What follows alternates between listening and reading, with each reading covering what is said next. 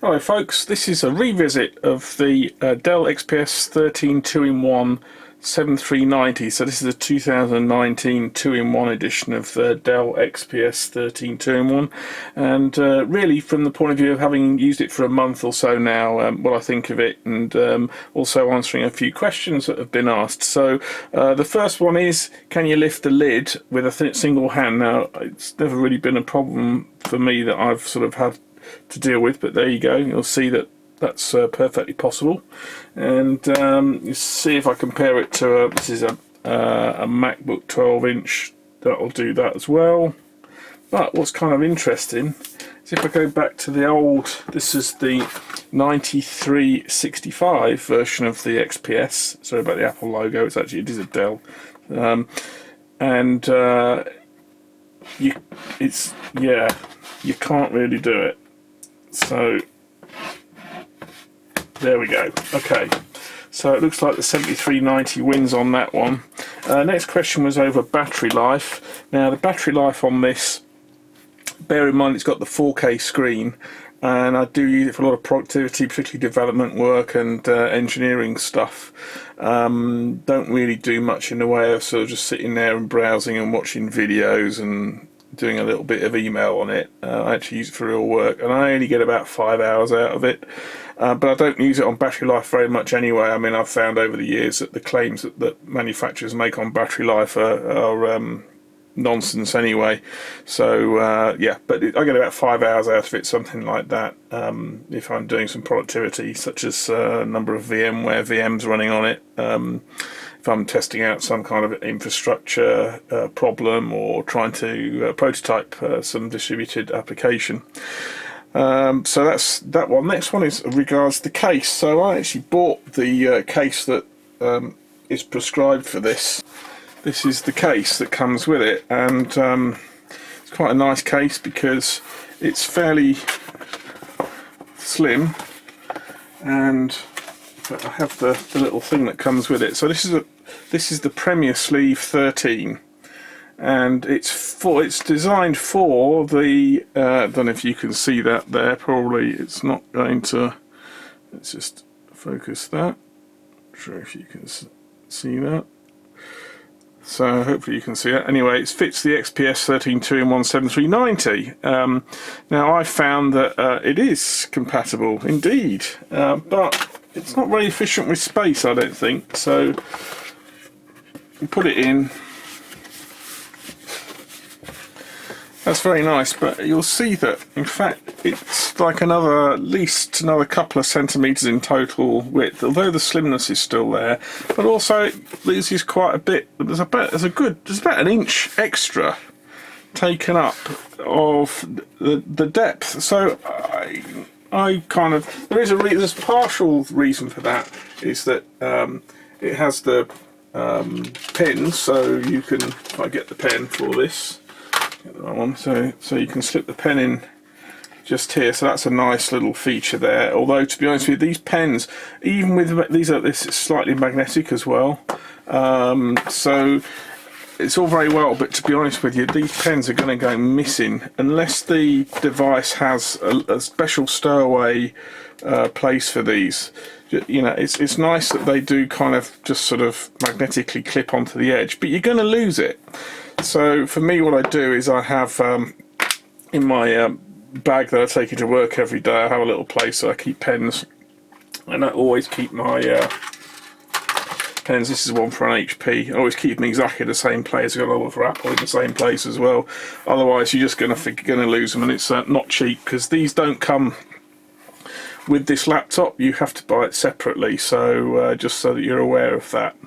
So what I will say as an alternative for a case, if I can find it, here it is, this is one that I've actually used before. I used to use it for an old Apple 11-inch what was it called, 11-inch MacBook Air from about 2010, when the MacBook Airs first came out. I used to use it for that, so you can probably tell that. I mean, those used to be 11-inch screens, and I want 13.3, and it's the same form factor So that's how we've managed to go on. Now this is an Acme sleeve, so it's got it's got some nice padding around the front and the back, and I pretty much use this and just slip it into my main bag. So the real beauty of these is that it's really easy to get it in and out. So I just lift it in or lift it out, lift it in, even when it's stuck in my bag. So I just pull it straight out of here, so it's got double protection, if you like. So that's what I like. Now the only thing I would say is that it's pretty close to the edges here, so you can see that you might think maybe that's jutting out a little way. Now you might also see that over time this the rubberized, the neoprene or whatever it is on here is expanding, and the reason for that isn't because of this laptop. It's because I used to put in the old 9365 in it, and the 9365 is about a centimetre wider, about the same thickness, and that really just sort of pushed it over the edge. So it was kind of, yeah, it did fit it does fit in, but it's over time the neoprene's kind of split a bit. So I would say get yourself an 11 if you want like a nice dainty one that you're going to have as a sort of secondary protection inside of a bag. I would say definitely go for something like this Acme sleeve, because it doesn't take up almost takes up no extra space, has a little bit of thickness, only a couple of millimeters on each side, but it's nice. It's going to protect your laptop from too many bangs and scrapes, considering it's going to be in another bag most of the time.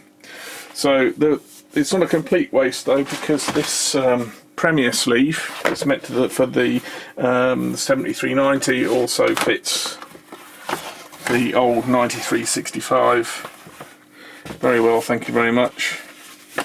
So there you go, so it's not all wasted. Okay, so that's the case. Now there might be a question mark over the pen itself and how well it works. Well, I've got to be honest with you, I don't really use the pen very much at all. It's not something that I've ever really got into, even though I've tried to do it for doing things like videos, so doing sort of screen capture and whatnot. So if I for example open up OneNote, and hopefully this isn't going to come up with anything too incriminating. There we go, luckily it didn't, it came up with a blank page, is what I was hoping to. We can do all sorts of stuff on here. Let's make sure we're in focus, because never sure if it is.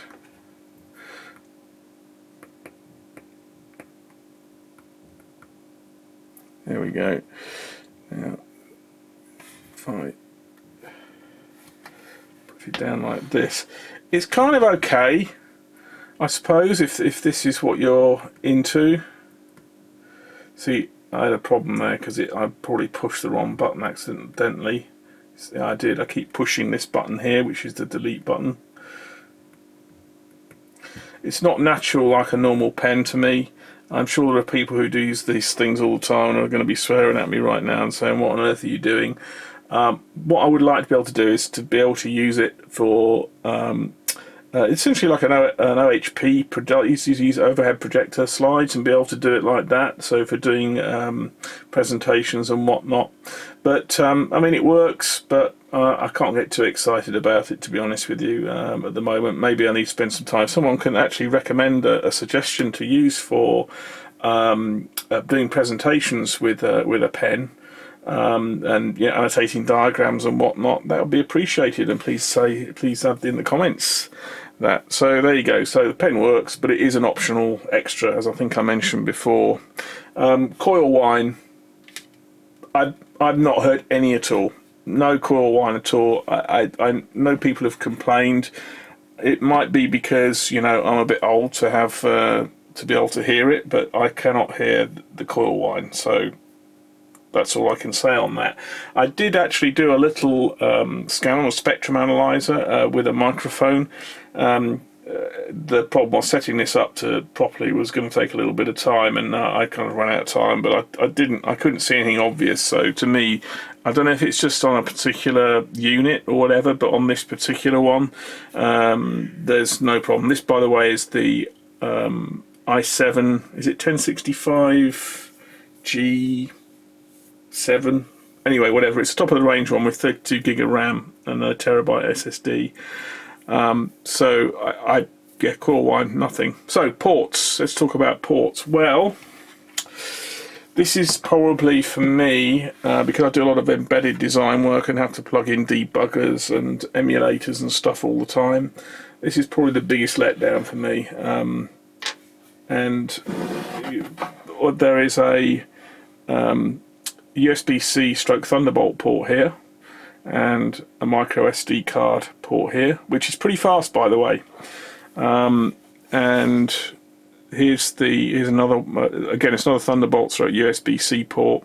One of the good things I've found about this is actually, if you use, I use a TB16, which is a Dell port, the docking station, Thunderbolt one, and that just plugs in and goes. And it's the first time I've had this TB13 for a while now. I've tried it on a number of XPS, the old XPS 13 2-in-1 and XPS 12, and honestly, it was so unreliable. It just wasn't worth having. On this, it is just about reliable. It only supports up to 2 extra screens though. As I remember it, it will run. It's got a USB-C for an external display port, a display port adapter. Both of those run at full 4K 60p, so it'll run those 2 screens simultaneously at 4K 60p, and you've got your screen here, which is 4K plus a little bit because it's a 16:10 aspect ratio. Now it will support an HDMI connection on that TB13, but it only seems to go up to, I think it was 4K 30, or it would do I think 60p. Anyway, whatever. I couldn't get 4K 60p out of it, whereas I could get that out of the display port and the USB-C connector on the Thunderbolt connection. So thumbs up, that does actually work, and finally somebody seems to have got their act together with the Thunderbolt thing. I have to say, Thunderbolt, it's so flaky in my experience. I think only really Apple have got that one sorted out properly, but then, you know, there's the tax you have to pay on that. I think I've already mentioned the power supply is really nice and dainty on this thing. Let's see if I can pull it up for you. There we go. Tiny little supply. This is at, I think in my previous video, this is a 45 watt supply. This is smaller than the old 35 watt supplies that they used to dish out. So that's certainly a step in the right direction.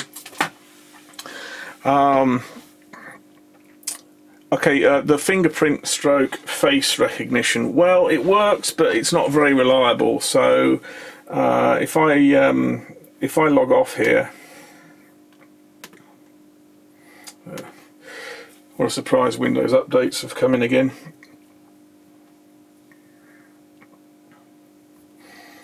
Okay, so this is going to work straight away now. There we go. So it does, goes in straight away. Now, that's as opposed to the old XPS 13 2-in-1 9365, which has got a camera. You can use camera, or you can use the fingerprint. So that's something that actually I would have appreciated, is the hello from the camera. So if I show you in here, this is the old 9365 if you haven't seen this before. So there we go. I'm not going to do anything here, and it's just logged me in straight away. And but the camera's sitting down here, so I didn't have to do anything there. Then there was a question about the screen and the aspect ratio of it. Well, I have to say, this screen is awesome. The only problem with these screens when they are edge to edge, so if I just open up something, we'll just fill the screen up so you can see that it is edge to edge. So the problem with this is that if you're using it in tablet mode like this, you keep accidentally pressing things on the edges that you don't really want to press. So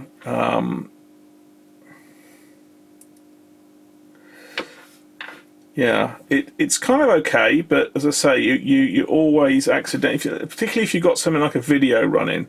So if you're running some sort of YouTube video or something like that, and then you accidentally sort of press it, particularly in full screen, you'll find it'll keep it'll go into pause, or worse, it'll pick up a click that you didn't really mean. And I wonder how many clicks are made accidentally by us all these days with touchscreens. So yeah, I would say it's a beautiful screen. Next thing is about the keyboard. Now, there was a question as to how noisy is the keyboard, because this has got some snazzy sort of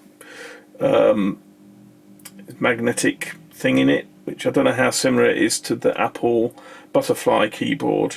But what I thought I'd do is I'd just do a couple of tests between this and the old XPS 9365, and also one of the Apple Butterfly keyboards, and we'll see how we get on with that. So if I go, for example, if I do a little test,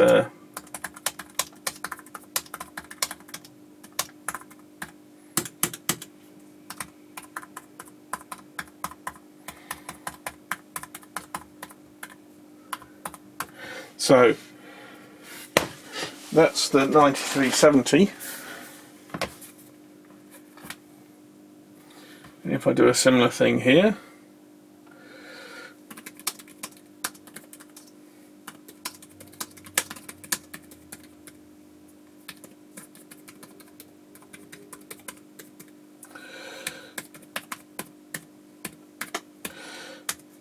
so yes, I think there is it's definitely louder on the, if I put them next to each other, I think it's definitely louder on the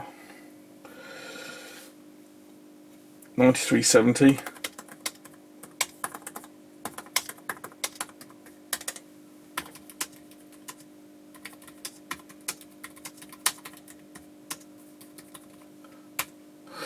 Spacebar's always a noisy one.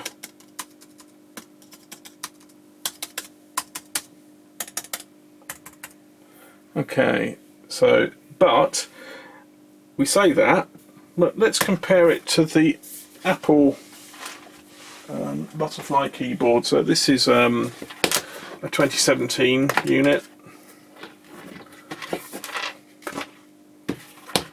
with a grubby screen. Got to do old school now. Okay, so let's do it here. So I think the MacBook Butterfly keyboard, bear in mind this is from a 2017 MacBook 12-inch.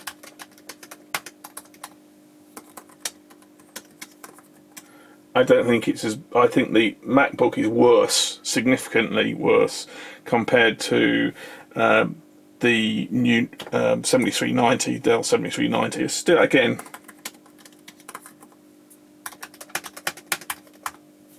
I don't think there's almost no comparison. The Apple is far worse. That's my opinion, but there you go. You heard it here. Okay.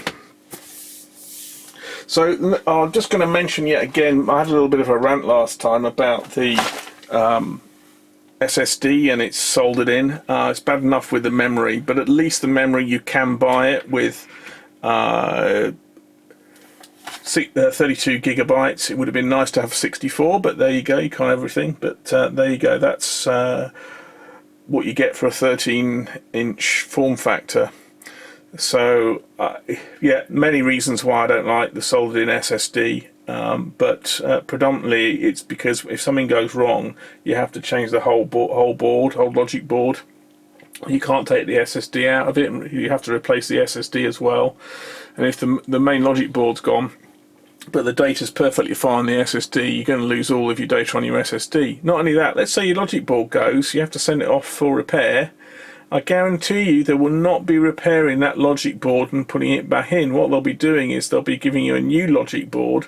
You'll have to restore all of your stuff. In the meantime, that SSD on that old logic board will go off to somewhere in China or wherever, and somebody who's got decent soldering skills will be fixing at component level that logic board, and it'll have your SSD in it, and it'll have all your data. So make sure that you encrypt your data with BitLocker or whatever, but just be careful and just bear that in mind. Question on performance, awesome. I have to say I've got no complaints about this at all. I was doing some work on VMware where I had 4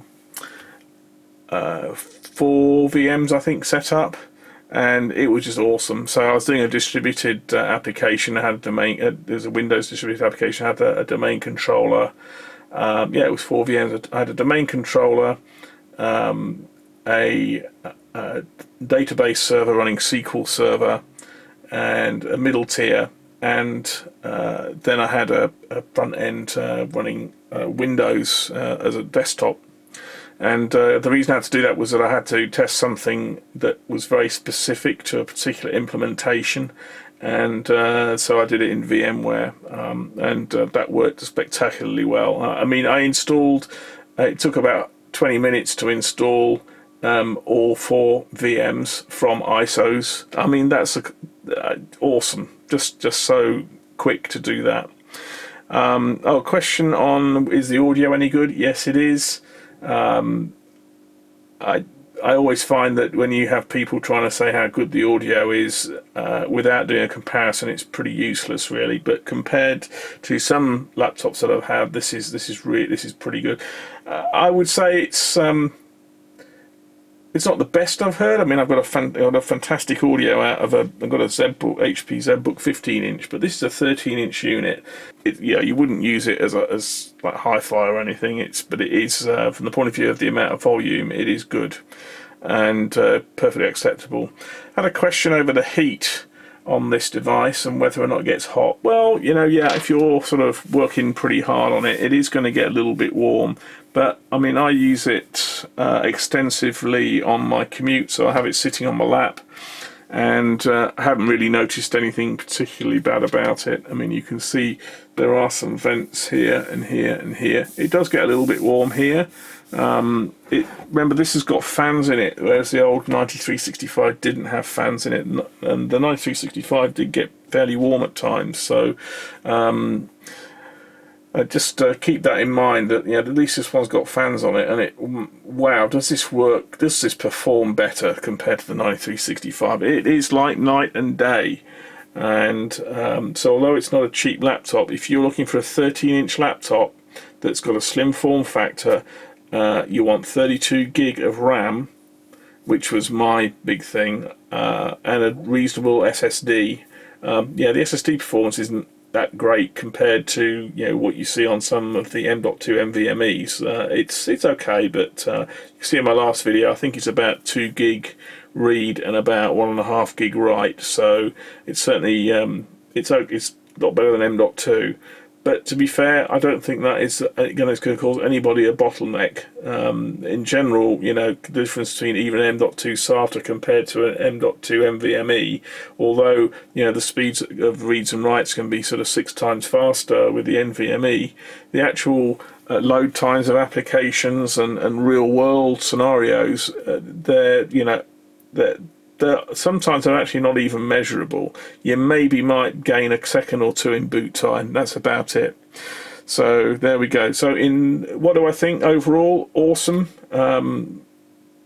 I don't regret it at all. I don't understand what all the complaints are about the coil whine, but then my ears have got some age on them. So there you go. What can I say? Yeah, I think it's a winner, this one. And thank you very much for watching. Cheers.